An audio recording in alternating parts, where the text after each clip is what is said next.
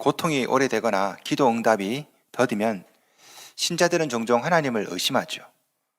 하나님이 살아계실까? 그렇지 않으면 나를 향한 하나님의 사랑을 의심하는 경우도 있습니다. 하나님이 나를 사랑하실까? 나를 버리신 것은 아닐까? 물론 믿음이 있는 사람들 경우에는 하나님의 존재를 의심하지는 않겠죠. 하지만 하나님은 나를 사랑하실까? 하나님이 혹시 나를 버리신 것은 아닐까? 이런 생각은 집사님, 권사님, 장로님, 이렇게 믿음이 있는 신앙생활 오래 하신 분도 가끔씩 이런 생각을 할 때가 있습니다. 목사도 이런 의심을 할까요? 네, 합니다. 목사도 합니다. 시편을 보시면요, 하나님의 마음에 합한 다윗도 이런 생각을 한 적이 있습니다. 말씀 한번 읽어드릴게요. 시편 22편 1절. 내 하나님이여, 내 하나님이여, 어찌 나를 버리셨나이까? 어찌 나를 멀리하여 돕지 아니하시며 내 신음소리를 듣지 아니하시나이까? 하나님 마음에 합한 다윗도 어떻게 나를 버리셨습니까? 이런 고백을 시편에서 하고 있어요. 한 군데만 한 게 아닙니다. 여러 군데에 나와요. 시편 43편 2절. 어찌하여 나를 버리셨나이까? 심지어 예수님도 다윗처럼 똑같은 표현을 한 적이 있죠. 마태복음 27장 46절. 제9시쯤에 예수께서 크게 소리질러 이르시되 엘리 엘리 라마 사박다니 하시니 이는 곧 나의 하나님 나의 하나님 어찌하여 나를 버리셨나이까 하는 뜻이라. 예수님도 어떻게 나를 버리셨습니까? 이런 생각을 한 적이 있어요. 여러분 어떻습니까? 여러분도 혹시 하나님이 나를 버리신 것은 아닐까? 이런 생각을 한 적은 없습니까? 오늘 본문에 나오는 이스라엘 백성들이 그렇죠.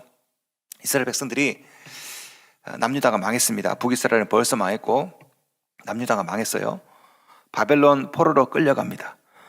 10년이면 전쟁도 끝나고 고향으로 돌아올 줄 알았는데 20년, 30년, 40년, 70년이 지나도 아무런 소식이 없어요. 나라는 망했고 바벨론은 더 강해서 도대체 우리나라가 독립할 줄을 모르겠습니다.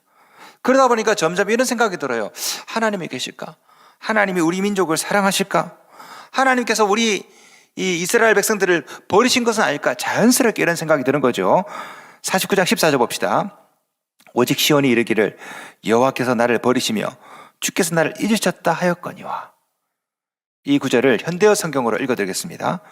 바벨론 군대가 예루살렘을 멸망시키고 주민들을 포로로 잡아갔을 때에 시온이 이렇게 탄식하였다. 우리 하나님 여호와께서 우리를 완전히 버리고 떠나셨으며 불쌍히 남아있는 우리들까지 완전히 잊어버리셨다. 한번 생각해 보세요. 하나님을 섬기는 이스라엘이 이방신을 섬기는 바벨론에게 망했습니다. 어떻게 이런 일이 생길 수 있죠? 그리고 70년 동안 바벨론의 포로로 끌려갑니다. 우리나라 일제강점기가 35년이죠. 35년도 참 긴데 2배입니다. 2배. 70년 동안 여호와를 섬기는 이스라엘 백성이 이방신을 섬기는 바벨론의 그들의 발 앞에서 고생을 합니다. 아무리 기도해도 응답이 없어요. 하나님, 어떻게 저렇게 하나님을 안 믿는 저런 패역한 백성이 우리나라를 망하게 할 수 있습니까? 어떻게 우리를 이렇게 70년 동안 다스릴 수 있습니까? 하나님 살아계시다면 우리나라 독립하게 해주십시오. 하나님 살아계시다면 저 바벨론 망하게 해주세요. 아무리 기도해도 70년 동안 응답이 없어요. 응답이. 이해가 안 되는 거죠. 그러니까 자연스럽게 이런 생각이 드는 겁니다. 14절 말씀. 여호와께서 나를 버리시며 주께서 나를 잊으셨다.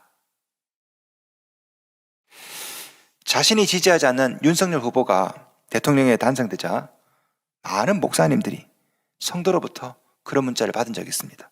목사님, 어떻게 무당을 좋아하는 자가 대통령이 될 수 있습니까? 하나님이 살아계시다면 도대체 어떻게 이런 일이 생길 수 있습니까? 어제 어느 분과 대화를 나누다가 그런 말을 나눈 적이 있어요. 윤석열이 당선된 거 보니까 하나님이 살아계시군요. 같은 사건을 두고 한쪽은 어떻게 하나님 살아계시면 이런 일이 생깁니까? 한쪽은 그분이 당선된 거 보니까 하나님 살아계시군요. 만약 이재명이 대통령에 당선됐다면 나머지 국민의 절반들이 그런 얘기 했겠죠. 하나님이 살아계시다면 어떻게 저런 작자가 대통령이 됩니까? 우리 인생에는 이해 안 되는 일들이 참 많습니다. 내가 이해 안 될지 다른 사람이 이해될 때도 많고요. 나라만 그런 게 아니죠. 내 인생도 마찬가지입니다. 내 인생도 보면은 하나님, 내가 그렇게 주를 위해 헌신하고 충성했는데 왜 나는 하는 일마다 안 됩니까? 저렇게 예수 안 믿는 저 사람은 잘 되는데 왜 나는 안 됩니까? 자녀를 위해 그렇게 기도했는데 왜 우리 자녀는 대학에 못 들어갑니까? 믿는 배우자를 달라고 그렇게 기도했는데 하나님 왜 안 들어주십니까? 우리 인생에는요, 이해 안 되는 일들이 너무 많아요. 그럴 때마다 하나님이 살아계실까? 하나님 나를 사랑하실까? 하나님 나를 버리신 것은 아닐까? 수없이 의심합니다. 의심. 그러나 성도 여러분, 우리가 이해하지 못할 뿐 하나님이 없어서도 아니고 하나님이 우리를 잊어서도 아니고 우리가 모르는 하나님의 계획과 섭리가 있는 거죠. 물론 우리는 그 하나님의 계획과 섭리를 잘 모릅니다. 알 수가 없어요. 말해줘도 몰라요. 그러나 확실한 것은요, 하나님께서 여러분을 절대 잊으시는 분이 아니시라는 겁니다. 오늘 본문에서 하나님은 이 이스라엘 백성들의 그런 질문에 대해서 젖먹이는 여인의 비유를 드시면서 이렇게 말씀하세요. 15절 말씀. 여인이 어찌 그 젖먹는 자식을 잊겠으며 자기 태에서 난 아들을 궁일이 여기지 않겠느냐. 그들은 혹시 잊을지라도 나는 너를 잊지 아니할 것이라. 이 세상에서 젖먹이는 자식을 잊어버리는 그런 엄마가 있습니까? 아들 젖먹이다가 아이고 우리 아들 어디 갔나? 그런 엄마 없죠. 엄마는 자식의 신음소리 하나에도 금방 반응합니다. 제가 두 딸을 키우면서요, 참 신기한 게 그거예요. 제 귀에는 안 들리는 소리가 제 아내 귀에는 들려요.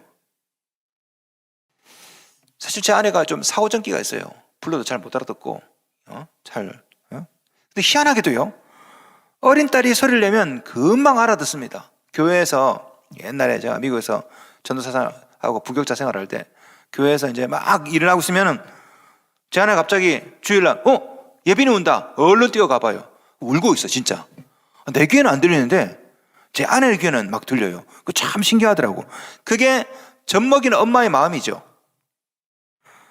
젖먹이는 엄마는요, 온 신경이 자녀에게 가 있습니다.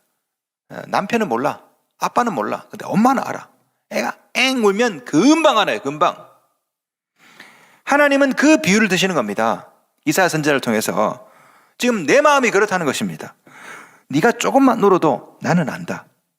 내가 너를 잊은 것이 아니라는 거예요. 한술 더 떠서 이렇게 말씀하시죠. 15절 말씀. 그들은 혹시 잊을지라도 나는 너를 잊지 아니할 것이라. 가끔 자식 내팽개치는 그런 아주 무정한 엄마가 있죠. 그들은 그럴지라도, 인간들은 그럴지라도 나는 너를 잊지 않겠다. 그렇게 말씀하시는 겁니다.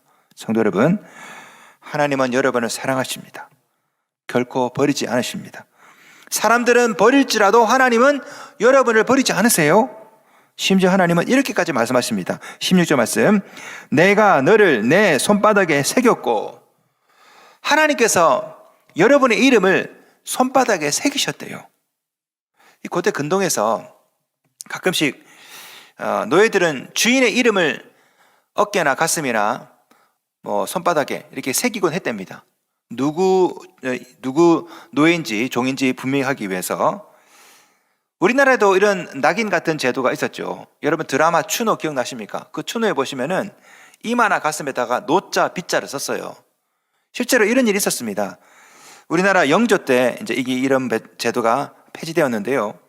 유럽에도 이런 제도가 있었죠. 노예선에 노예를 싣고 가. 그러면 노예가 섞이기도 하고, 도대체 이 노예가 누구 노예인지 몰라서 노예의 가슴에다가 그 회사, 그 노예를 사고 파는 그 회사의 낙인을 거기다가 딱 찍었대요. 가슴팍에다가. 이 노예가 어느 회사 소속인지, 누구 소속인지 알기 위해서. 놀라운 것은 이렇게 종이나 노예에게 했던 일을 지금 하나님이 하시는 겁니다. 하나님 손바닥에 네 이름을 새겨서 낙인을 딱 찍었다라는 거예요. 여러분, 문신이 쉽게 지워집니까? 안 지워지죠. 근데 여러분의 이름을 하나님 손바닥에다가 문신으로 새겨놨답니다. 나중에 여러분 천국 가시면 하나님께 손바닥 좀 보여달라고 해보세요. 문신이 있나 없나. 용문신이 아니라 여러분 이름. 어깨가 아닙니다. 등이 아니에요. 손바닥 한번 보시라고. 물론 이제 비유긴 하지만, 여러분 왜 하필 어깨가 아니라 등이 아니라 손바닥이라고 비유했을까요? 왜 그랬을까요? 예? 여러분 하루에 제일 많이 보는 게 어디입니까? 손이죠, 손. 예? 손으로 밥을 먹고, 손으로 타이핑을 하고, 손으로 세수를 하고, 하루 중에 가장 자주 보는 기관은 손입니다. 손. 그 손에다가 여러분의 이름을 문신했다 생각해 보세요. 얼마나 자주 보겠습니까? 우리도 잊어먹지 않으려고 손바닥에다 잘 쓰죠, 그죠? 오늘까지 은행 입금할 것 어디다 씁니까? 손바닥에 씁니다. 혹시 까먹을까 봐. 급하면 손바닥에다 전화번호도 써요. 010 이렇게 막 쓰죠, 그죠? 잊어먹지 않으려고. 우리 하나님이 그렇게 하신다라는 거예요. 혹시 잊어먹을까 봐 너희들 이름을 내 손바닥에 새겨 놓았다. 현대어 성경입니다. 16절 말씀. 예루살렘아, 나는 너를 내 손바닥에 새겨 놓았다. 내 무너진 성벽들이 항상 내 눈앞에 아른거린다. 너는 지울 수 없는 문신처럼 언제나 내 마음에서 떠나지 않는구나. 예루살렘 성벽이 무너질 때 이스라엘만 괴로웠던 게 아닙니다. 하나님도 괴로우셨습니다. 그래서 너의 성벽이 아직도 내 눈앞에서 아른거리고 있구나, 이 표현을 하시는 거예요. 지금도 이스라엘 성벽이, 예루살렘 성벽이 막 무너지는 모습이 눈앞에 아른거린다. 예루살렘 백성들이, 이스라엘 사람들이 얼마나 힘들었을까, 아플까. 지금도 내 눈앞에 아른거리고 있다. 지울 수 없는 문신처럼 네가 내 마음에서 떠나지 않는구나. 그럼에도 불구하고 여러분, 왜 이렇게 하셨을까요? 이렇게 괴로우실 거면 하시지 마지. 왜 이렇게 하셨을까요? 물론 지금 우리는 압니다. 이스라엘뿐 아니라 인류 구원을 위해서. 아니, 이스라엘이 망해야 바벨론으로 포로로 끌려갈 거 아닙니까? 그래야 그 바벨론에서 다니엘 쓰고 에스더 쓰고 예언서가 쓰여지고, 아니 바벨론에 포로로 끌려가서 70년 동안 살아야 그 사람들 통해서 누가 하나님을 알아요? 누가? 동방박사. 동방박사가 바벨론에서 왔잖아요. 바벨론 동방박사. 그 사람들이 어디서 하나님을 알아요? 이스라엘 사람들 후손을 통해서 하나님에서 배운 거예요. 메시아에 대해서 배운 거라고, 선자들 통해서.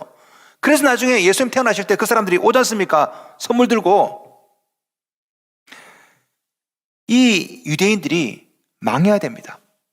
바벨론 포로로 끌려가야 돼요. 그래야 성경이 완성되는 겁니다. 그래야 메시아가 예언되고, 그래서 그들의 후손으로 예수가 태어날 거 아닙니까? 하나님이 없어서가 아닙니다. 하나님이 이스라엘을 사랑하지 않아서가 아니죠.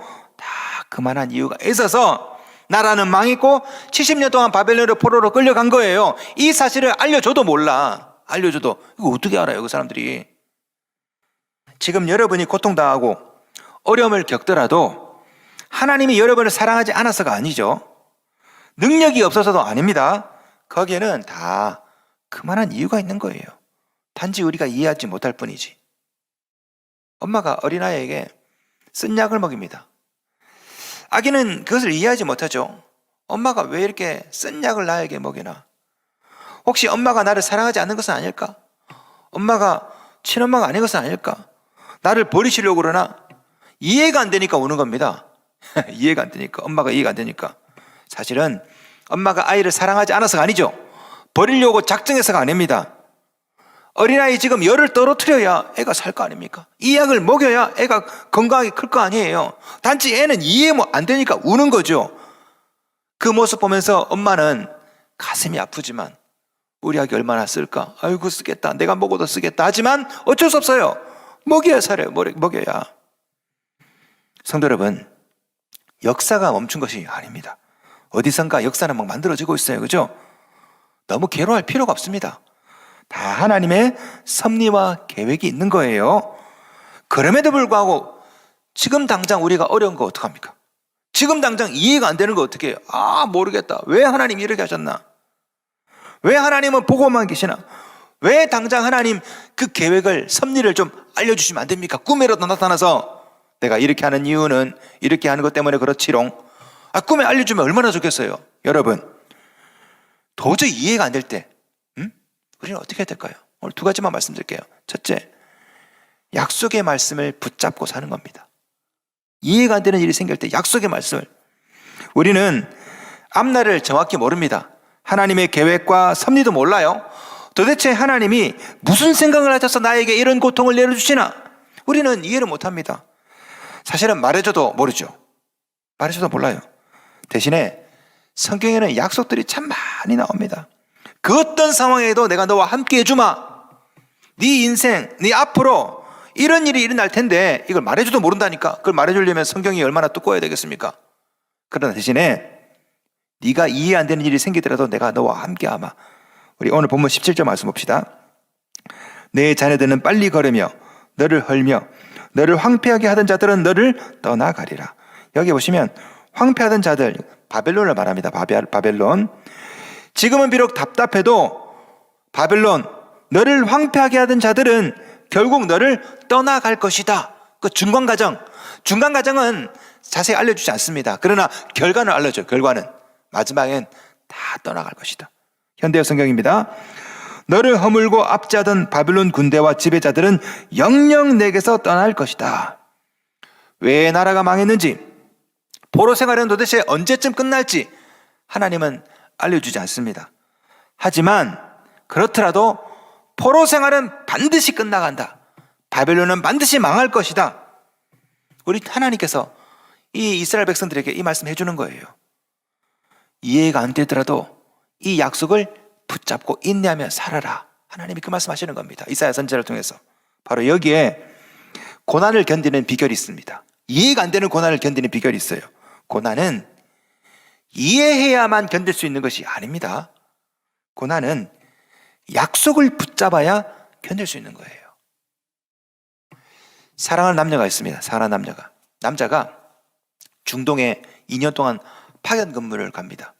사랑하는 남녀가 2년 동안 서로 불안하죠. 2년. 혹시 2년 사이에 이 여자 마음이 변하면 어떡할까?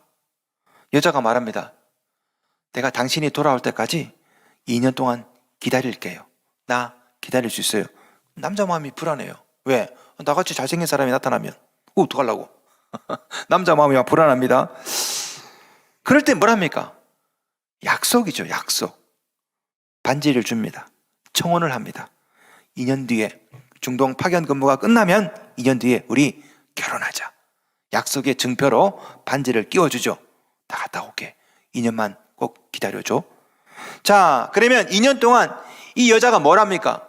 그 약속의 반지를 붙잡고 사는 거죠. 이 남자가 2년 뒤면 돌아온다. 그 사람과 결혼할 수 있다. 2년 동안 떨어져가는 그 남자도 뭘 붙잡고 삽니까? 이 약속. 응? 2년 뒤에 내가 꼭 저 여자랑 결혼할 것이다. 2년 동안 약속 붙잡고 사는 거예요. 그죠?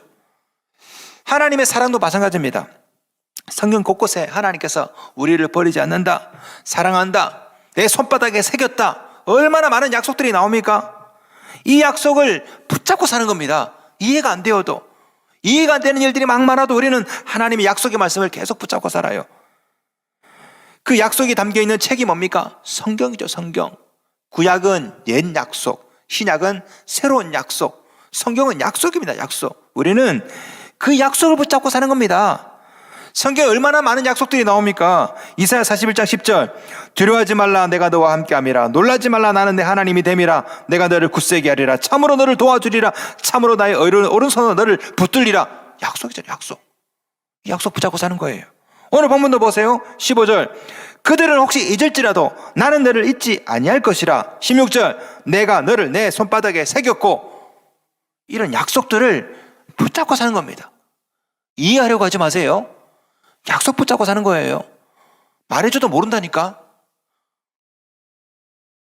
이해가 안 되어도 오늘 이 약속의 말씀을 붙잡으면 오늘 하루 더 견딜 수가 있습니다. 그렇게 살다 보면 언젠가 이해가 될 날이 있어요. 아, 이러려고 하셨구나. 둘째, 십자가 예수를 바라보셔야 됩니다. 약속의 말씀을 붙잡고 십자가 예수를 바라보는 거죠. 여러분, 학교에서 모르는 문제를 아무리 쳐다봐도 몰라요. 예?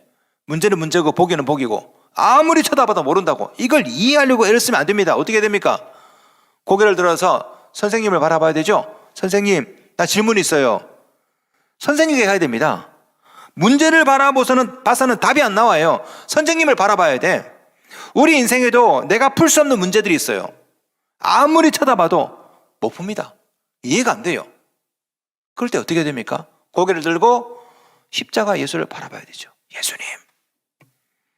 오늘 본문에 나오는 이 말씀, 너를 내 손바닥에 새겼다. 이 말씀이 그대로 성취가 되었죠. 어디서? 십자가에서, 갈보리 언덕 십자가에서. 오늘 본문에서 하나님께서 우리를 하나님의 손바닥에 새겼다라고 하셨지 않습니까?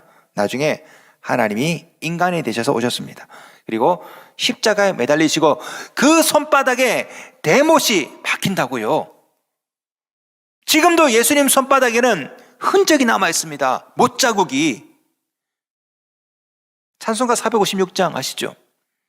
거친 세상에서 실패하거든 그 손 못자국 만져라.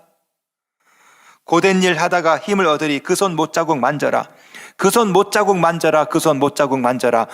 주가 널 지키며 인도하시리 그 손 못자국 만져라. 오늘 본문에 나오는 손바닥에 내 이름을 새겼다, 이 말씀은 앞으로 갈보리 언덕 위에서 십자가에 못 박힐 그 손에 대한 예표입니다. 예표. 아직도 우리 주님의 손에는 못자국이 깊게 새겨져 있죠. 이해가 안 될 때마다 우리는 주님의 손바닥을 보셔야 됩니다. 그 손 못자국이, 그 흔적이, 거기에 바로 우리 이름이 새겨져 있거든요. 이해하려고 애쓰지 마십시오. 알려줘도 몰라요. 대신에 약속의 말씀을 붙잡고 사십시오. 저 힘들면 고개를 드시고 십자가 예수를 바라보십시오. 그 손 못자국 만지시기 바랍니다. 하나님께서 여러분을 하나님 손바닥에 새기셨습니다. 젖먹이 자녀를 잊어버리는 엄마가 있더라도 하나님만은 여러분을 잊지 않으신답니다. 오늘 하루 이 약속의 말씀을 붙잡고 주님 손의 못자국을 바라보면서 조금만 더 견디십시다.